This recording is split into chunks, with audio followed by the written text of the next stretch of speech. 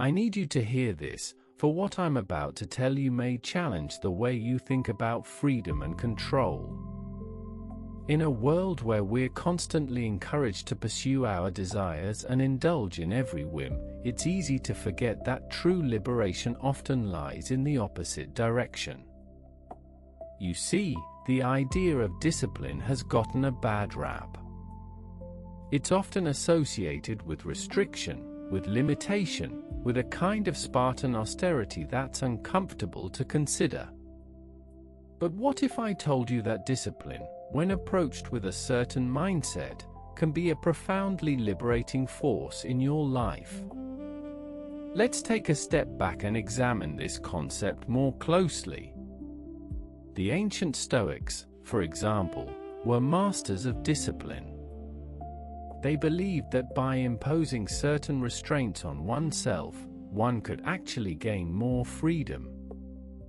Marcus Aurelius, in his Meditations, writes about the importance of living in accordance with reason and virtue. He sees discipline as a way to cultivate inner strength, to focus on what truly matters, and to let go of distractions. For Aurelius, discipline isn't about denying one's desires, but about aligning them with a higher sense of purpose. But this idea isn't unique to Stoicism. The pre-Socratic philosopher Heraclitus, known for his enigmatic sayings, once said that the way up and the way down are one and the same. What does this mean? It suggests that the path to liberation and the path to restriction are not mutually exclusive. In fact, they may be two sides of the same coin.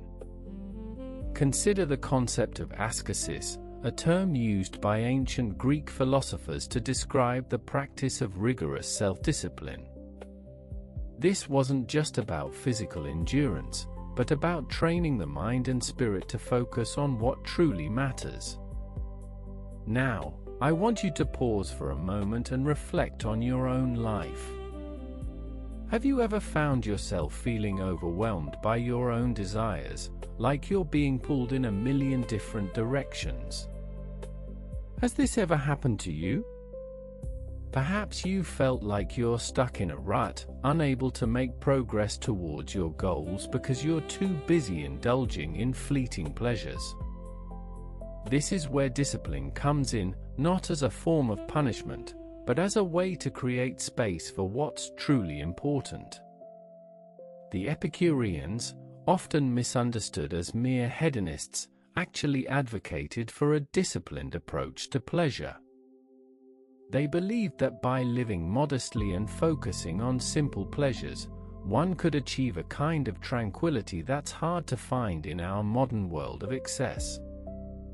Epicurus himself said that it's not possible to live a pleasant life without living a wise, noble, and just life, nor is it possible to live a wise, noble, and just life without living a pleasant one.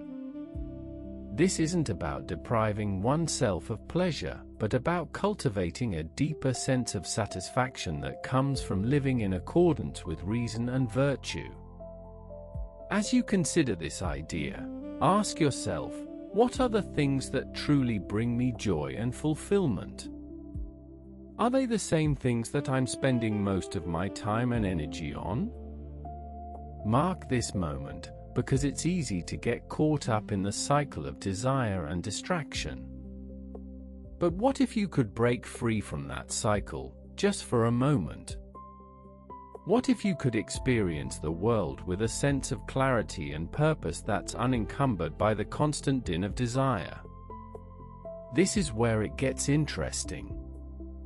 The medieval Christian philosopher Augustine, in his Confessions, writes about the struggle between his own desires and his aspiration for spiritual purity. He sees discipline as a way to align his will with God's will, to let go of his own ego and desires and to submit to a higher purpose. Now, you may not identify as a Christian, but Augustine's insights are universal. He shows us that discipline isn't just about following rules or restrictions, it's about aligning oneself with a deeper sense of purpose. The Cynics, another Hellenistic school, took this idea even further. They believed that one should live in accordance with nature, rejecting the conventions of society and embracing a life of simplicity and self-sufficiency. For the Cynics, discipline wasn't just about personal growth, it was about living in harmony with the natural world. Diogenes, the most famous Cynic, was known for his extreme asceticism, but also for his profound wisdom. He saw that true freedom lies not in indulging one's desires, but in living simply and authentically. As you reflect on these ideas, I want to challenge you. Do you agree that discipline can be a liberating force, or do you think differently? I read every comment. Tell me below. Have you ever experienced a moment of profound clarity or freedom through discipline? Share your story. Now, let's fast forward to modern times. How does this idea of discipline apply to our lives today? Think about it. We're constantly bombarded with distractions, social media, email, notifications.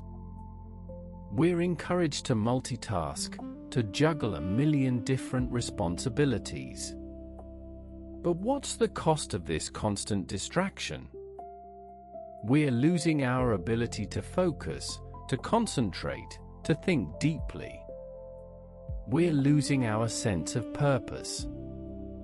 This is where discipline comes in, not as a form of restriction, but as a way to reclaim our freedom. By imposing certain limits on ourselves, by focusing on what truly matters, we can create space for deeper reflection, creativity, and connection. Consider the example of Henry David Thoreau, who lived a simple life in Walden Woods. He saw that by stripping away distractions and living simply, one could achieve a kind of profound clarity and connection with the natural world. As you consider this idea, pause here for a moment. Think about what you'd like to achieve in your own life. What are the things that truly matter to you? Write them down. Now, think about what's holding you back. Is it your own desires, your own distractions? Share your answer below. If you found value in this, subscribing takes 1 second and means everything, and you'd like to explore more ideas like this, consider subscribing to our channel. We're creating a community of like-minded individuals who are interested in exploring the deeper questions of life. The Roman statesman Cicero once said that the best way to live is to be free, but not from reason, nor from the laws, nor from the duties of citizenship, but from the tyranny of the passions. What does this mean? It suggests that true freedom lies not in indulging our desires, but in living in accordance with reason and virtue. This is the liberating power of self-imposed restraint. As you reflect on this idea, I want to leave you with a final question. What are the things that are holding you back from living the life you truly want? Is it your own lack of discipline, or is it something else? Share your thoughts. Which of these lessons resonated most with you today? Let me know below. I read every single one. And as you go about your day, I encourage you to reflect on the role of discipline in your own life. See if you can cultivate a deeper sense of freedom and purpose by embracing this often misunderstood concept.